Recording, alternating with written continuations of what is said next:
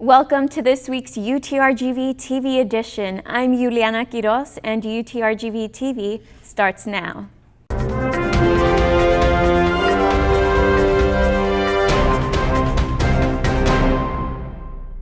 On this week's top story, Roe v. Wade turns 45 this year, and pro-life movements use this anniversary to protest outside abortion clinics. The RGV Seoul Abortion Clinic asked their pro-choice community to join them by surrounding the clinic. Our reporter Kenya Gomez has the details.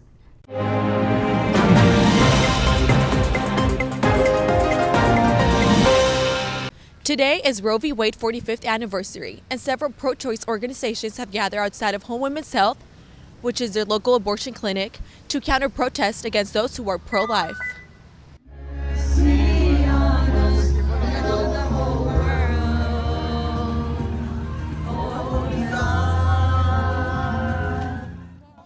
The annual March for Life protest takes place every year on the anniversary of Roe v. Wade to protest the practice and legality of abortion. Pro-choice supporters in the Rio Grande Valley counter-protest on this day outside the Home Women's Health of McAllen, as the pro-life supporters march through the only abortion clinic south of San Antonio. What we do is, by counter-protesting, we try and protect the clinic and, more importantly, the patients that are currently coming into the clinic from being harassed by the people that are marching by. It can be pretty intimidating for a patient coming in to use the services here at Whole Women's Health. If anything, we'll try and make a barrier so that they feel a little bit more comfortable just going in. All the polls suggest that more and more Americans are in favor of women's rights to choose. President Trump has stated that he believes there should be some sort of punishment for women having abortions. It's the woman's right to choose what she wants for her own body, and just because if you don't want a personal abortion yourself, you don't have to get one, but to take that privilege and that option away from other women is not right. For UTRGV-TV, I am Kenya Gomez. And following the 1973 Supreme Court decision of Roe v. Wade, Respect Life Apostolate organized their 6th annual March for Life procession. Our reporter Ileana Moreno attended the march to give you the voice of the pro-life protesters. Thank you, Juliana. I'm standing outside of Sacred Heart Catholic Church, where Respect Life Apostolate held a pro-life march where supporters walked from St. Joseph's Catholic Church through downtown McAllen. The 6th annual March for Life took place this weekend, bringing awareness to the 1973 Roe v. Wade decision that legalized abortion in the United States through peace and prayer. Valley Christians and Catholics from parishes all over the RGV participated in the prayerful rosary procession. Today we came here to support pro-life people, like these guys are giving us. They're saying I'm a child, not a choice. They're saying that the babies are, they're children, just like us. If our mothers decided to abort us, we wouldn't be here. It wouldn't be such an amazing community. We wouldn't be able to be with God, be Christians.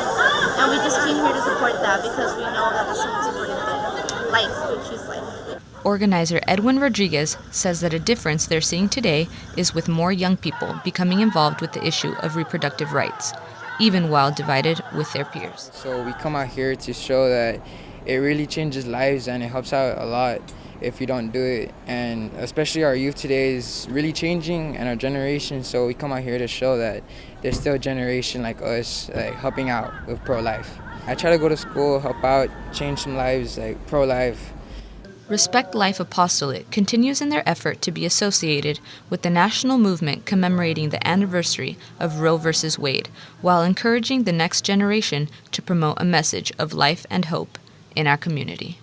From McAllen, for UTRGV-TV, this is Ileana Moreno. Students from McAllen Memorial High School are taking a stance against human trafficking.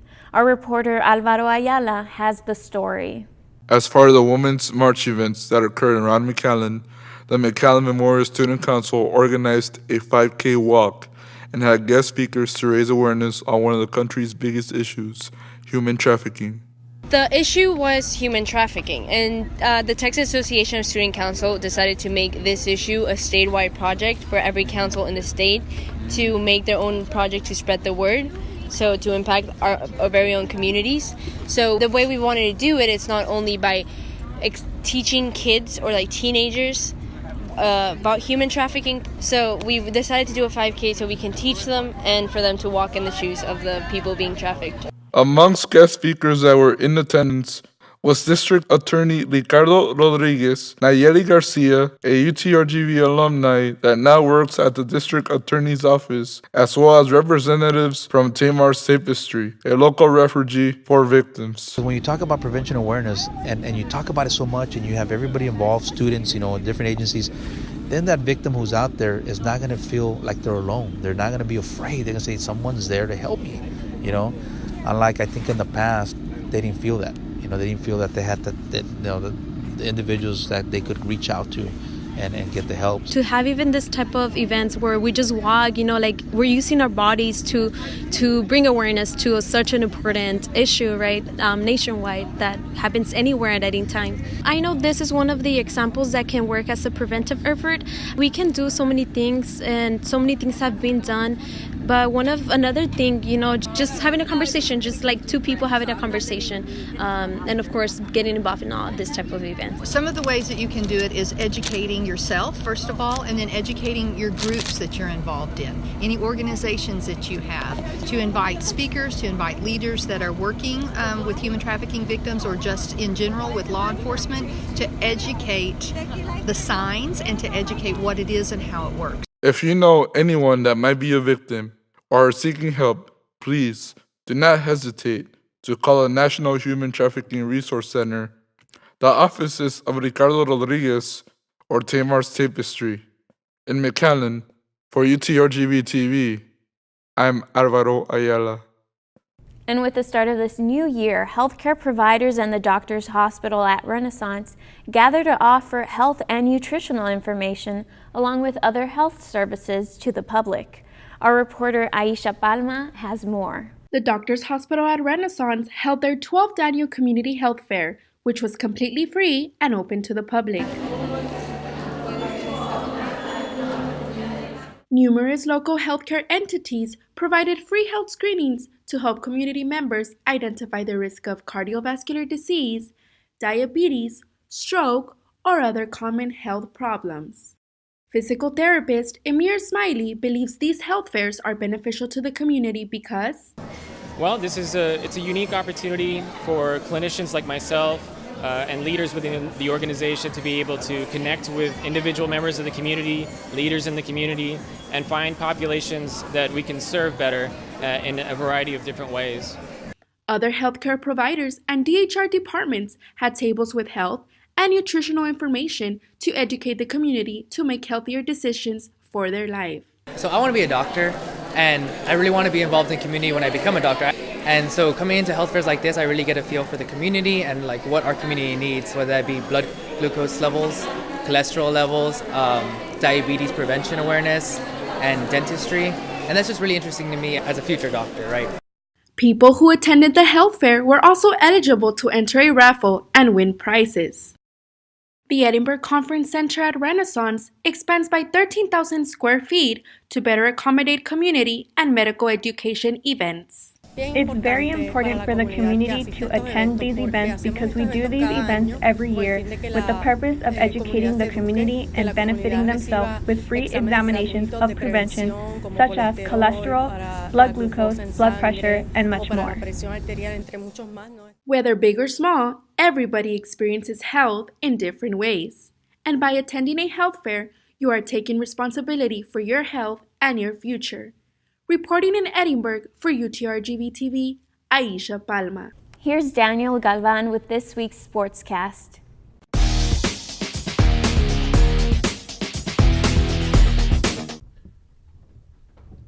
How's it going, everybody? I am UTRGV-TV sports reporter Daniel Galvan, and on last week's UTRGV Sportscast, it was exciting. I interviewed a couple of hot dude professional wrestlers. And that slight detour on the Sportscast upset one of my most loyal fans. Here it is. Emma Stone wrote in saying, Really?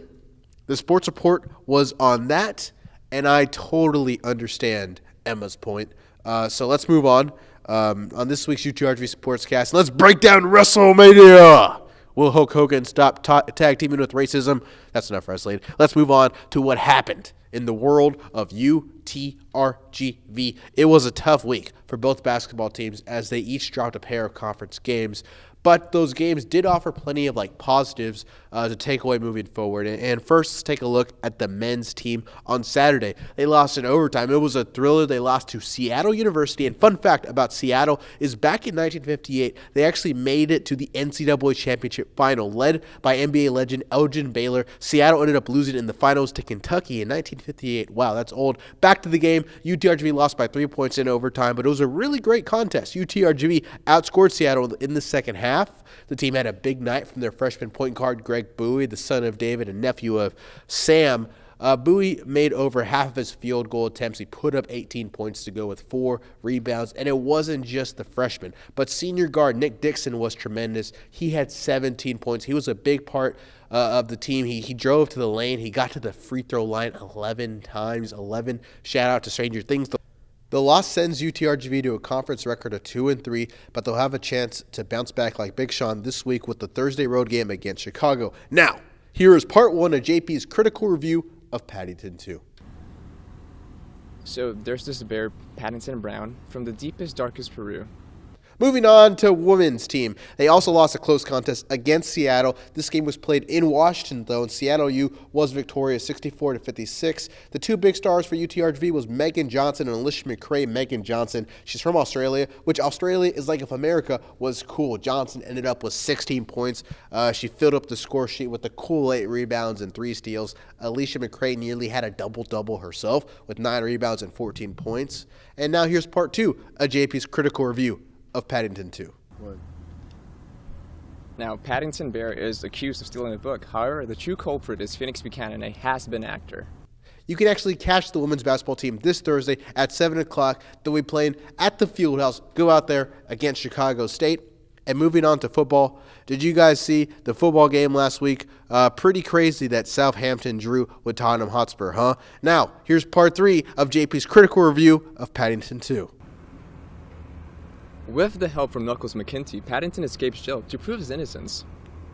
And before I leave you, here are 5 quick sports opinions. 1, Tom Brady and Bill Belichick are pretty good at football and cheating. 2, Nick Foles is about as ready to play in the Super Bowl as I am to perform surgery on an eagle or talk to a girl. 3, the San Antonio Spurs deserve an all-star, and his name is LaMarcus Aldridge. That's not a joke. That's a real opinion. And 5, sportscasters don't know how to count. Finally, here is part 4 of JP's critical review of Paddington 2. After a 3-day coma, Paddington wakes up to find his Aunt Lucy at his doorstep. Cue the tears, and that's the end of Paddington 2. Reporting for UTRGV-TV, that's all for me. I am Daniel Galvan. Thanks.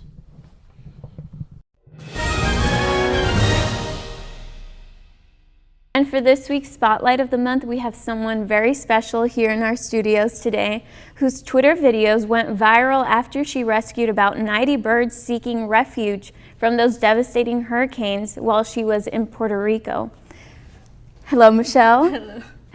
We are super excited to have you here. And well, we just want you to tell us more about your experience in Puerto Rico and everything that happened there, your media attention, the media attention that you got there.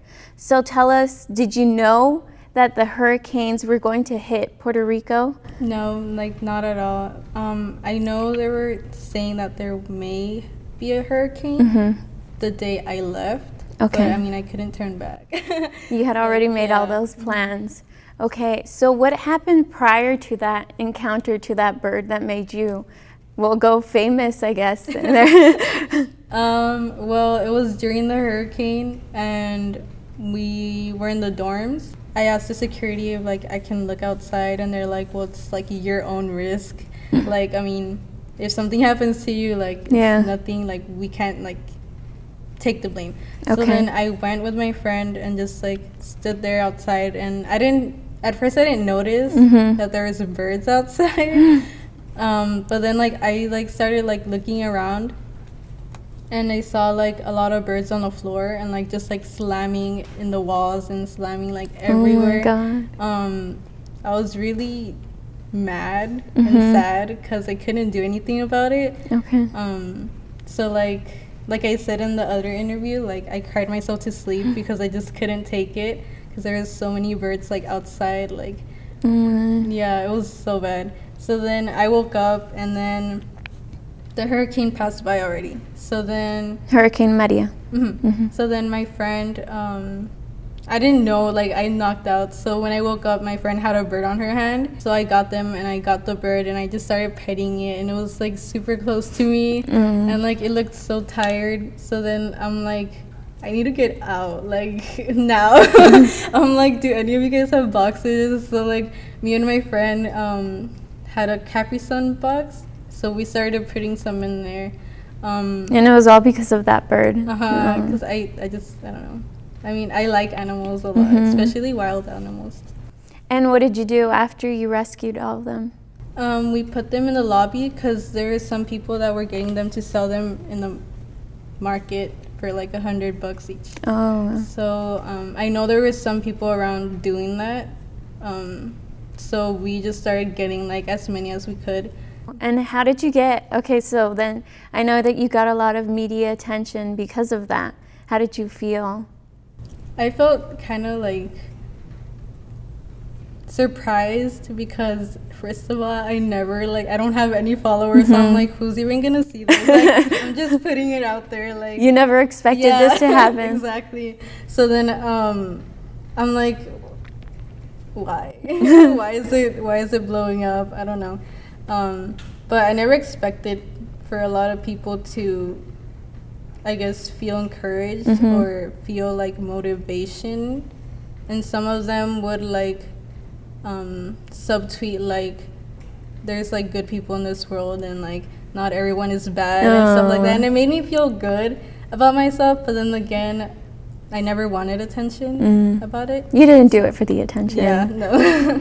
So you got a lot of attention on social media, but also from other people and other sources, right? Yes, I know. Well, I obviously didn't have much signal, so when I came back home is when I saw like all the articles that they put about me.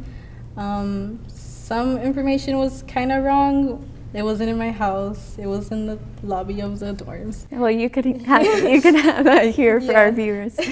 Yeah, but that's one of them. I know the Telegraph put it was in my house, and I'm like, what? Yeah, so I know a lot of articles thought it was my house and apartment and something like that, but it was the lobby.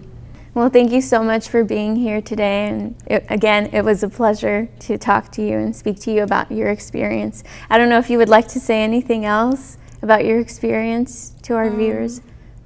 Just that I feel like not a lot of people knew how bad it was. And a lot of media thought it wasn't something very catastrophic. That's something that got me mad. Okay. Because we didn't get help.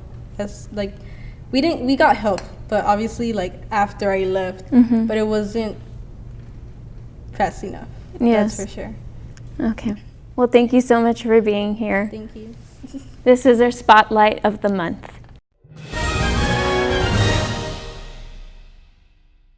That's all we have for you today. But remember, if you have a story you would like for us to know about, or if you know of someone who is making a big or small change here on campus or out there in the community, you can contact us through our social media or email us at utrgvtv@gmail.com. We have community and UTRGV news for you every week. See you next time.